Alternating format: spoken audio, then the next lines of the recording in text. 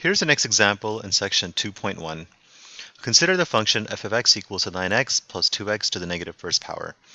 Over which intervals is f of x increasing, and over which intervals is f of x decreasing?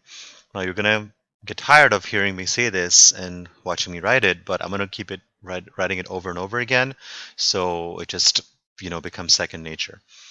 In order to find the intervals where f of x is increasing and decreasing, we need to find out f prime of x.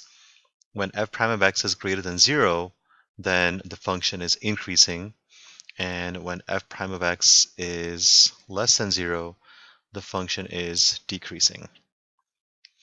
And to figure out where the function goes from being increasing to decreasing, we need to find critical numbers or critical values. Now, how do you find critical numbers or critical values? There are two ways that can happen. If f prime of x is equal to 0, and 2, if f prime of x is undefined. But either way, anytime you're asked for increasing and decreasing intervals, we need to look at f prime of x. So let's check that out. We have f of x equals to 9x plus 2x to the negative first. F prime of x, the derivative of 9x is simply going to be 9. And then for 2x to the negative first, the negative 1 multiplies to the 2. This becomes negative 2. We subtract 1 from the exponent. That's negative 2x to the negative second. And we don't really want to have negative exponents in our answer. So f prime of x is going to be 9 minus 2 over x squared. Okay, so now let's check it out. First of all, I can already tell that we're going to have the case where f prime of x, which is 9 minus 2 over x squared, is undefined. We get undefined anytime we divide by 0. So if x is equal to 0, then here's what we'll have. Then f prime of 0 will be 9 minus 2 over 0 squared, and then that's division by 0. So at x equals to 0, f prime of x is undefined. So x equals to 0 is a critical number. Now let's see if there are any more critical numbers. The second condition for critical numbers is that f prime of x has to be 0. So I'm going to take 9 minus 2 over x squared, and I'm going to set that equal to 0 and solve this equation. So the easiest way to solve this, in my opinion, is to clear the fraction. And if you recall from algebra, to clear the fraction, we need to multiply each term by the LCD, the least common denominator, to clear the fraction. In our case, our least common, there's only one denominator, x squared. So our least common denominator is going to be x squared. So here's what we're going to do. We're going to multiply each term by x squared. Not by 2x squared. Okay, we're going to multiply every single term by the least common denominator, which is x squared. And here's what that does. So the first term is just going to be 9x squared. X squared over x squared, that's the whole point. It clears. We multiply everything by x squared, so this denominator can clear. So we have 9x squared minus 2. 0 times x squared is just going to be 0. Now if you solve this, we're going to add 2 to both sides. So we get 9x squared equals to 2 divided by 9. So we get x squared equals to 2 over 9. And if you square root, we're going to get x equals to plus or minus radical 2 over 9. Remember, whenever you have a variable and you square root that, you get that plus or minus. We can simplify this into radical 2 over radical 9 plus or minus. So take the radical goes to the numerator, denominator. We know that radical 9 is 3. So this equals to plus or minus radical 2 over 3. So this means we have 3 critical numbers. Okay, our critical numbers are going to be x equals to 0,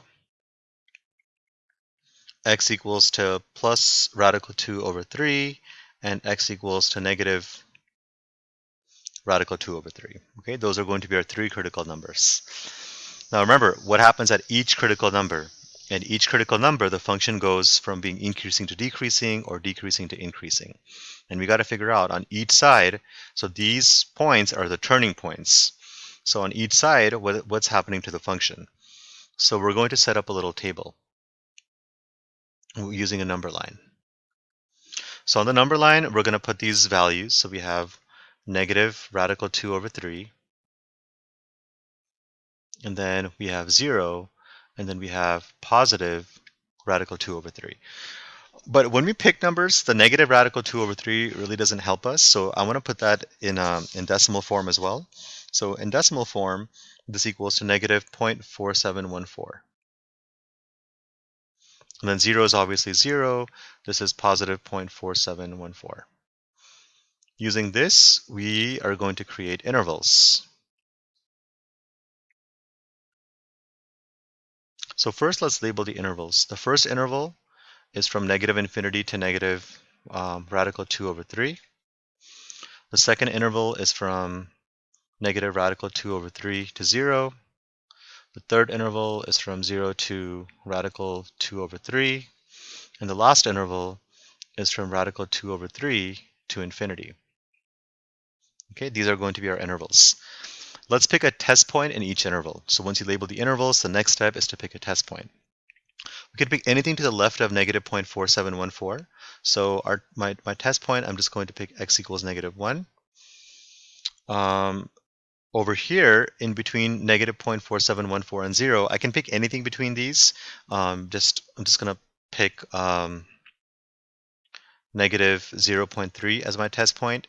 Between 0 and 0.4714, I'm going to pick positive 0.3. And then to the right of 0.4714, I'm going to pick x equals to 1. So these four are going to be my test points. Next step, I want to determine what is the sign of f prime of x, because remember, if f prime of x is positive, then our function f is increasing. If f prime of x is negative, our function f is decreasing. So let's plug these in. You would take your f prime of x, which is 9 minus 2 over x squared. You would put that in decimals. I'm not going to do that. But put f prime of x equals 9 minus 2 over x squared. And then just put, for the first one, put f prime of negative 1. And we don't really care about the answer as much. We just care if it's positive or negative. So this one, I think, comes out to be a positive 7. So this is going to be positive. F prime of negative 0.3, this turns out to be negative 13.2.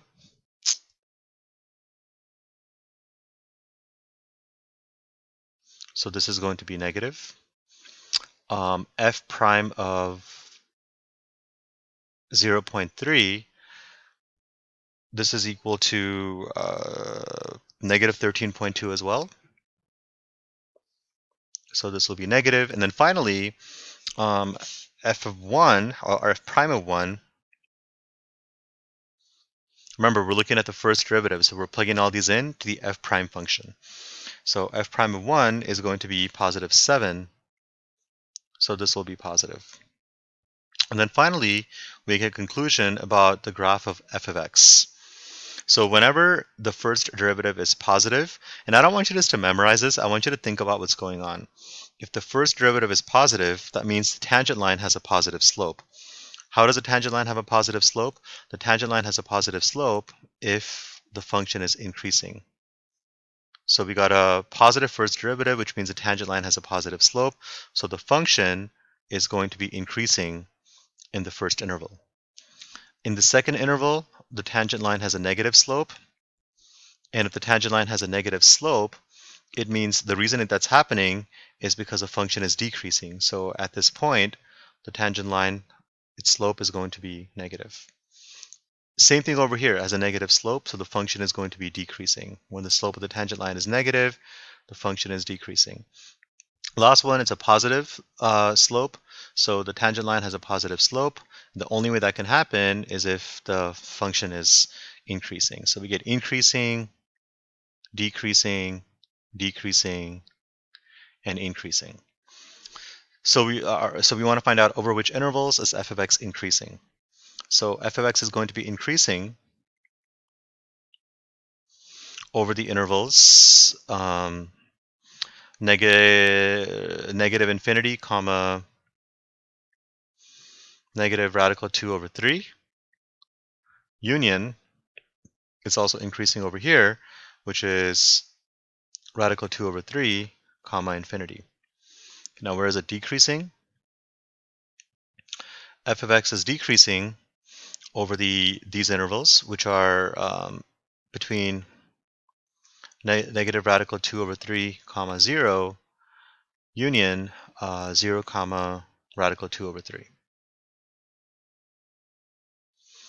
Now, one question you might ask is, if this just keeps going, then why do we have to split these up into two intervals? Well, if you look at the original function, which is 2x to the negative first, which is actually equal to 9x plus 2 over x. When x equals to 0, this function is undefined, so we're going to get a vertical asymptote there. And because we get a vertical asymptote, we need to split these two intervals up. Let's graph this function, the original function, to see what all this looks like. And then we'll compare it back to the work we just did. All right, so the original function is 9x plus 2x to the negative first. Okay, so we have f of x equals to 9x plus 2x to the negative first power. The graph of the function looks like this. So from negative infinity until this point, which is the negative radical 2 over 3, the function is increasing. And that's what we put. See over here, we put from negative infinity to negative radical 2 over 3. The first derivative is positive, which means the function is increasing. And we can see that on the graph. From negative infinity to negative radical 2 over 3, any point is going to have a positive slope. The tangent line is going to have a positive slope, so function is increasing. Then it's also increasing from this point, which again is radical 2 over 3. It's increasing from radical 2 over 3 as the x's approach infinity. And then it's decreasing from negative radical 2 over 3 to 0.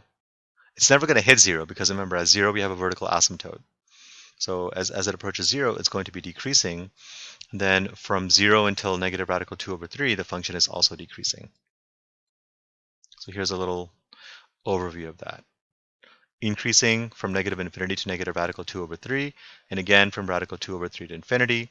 Decreasing from negative radical 2 over 3 to 0, and then also from 0 to negative radical 2 over 3. Okay. This section is going to have 3 videos just because it's kind of a long and important section. So we will have one more video of this.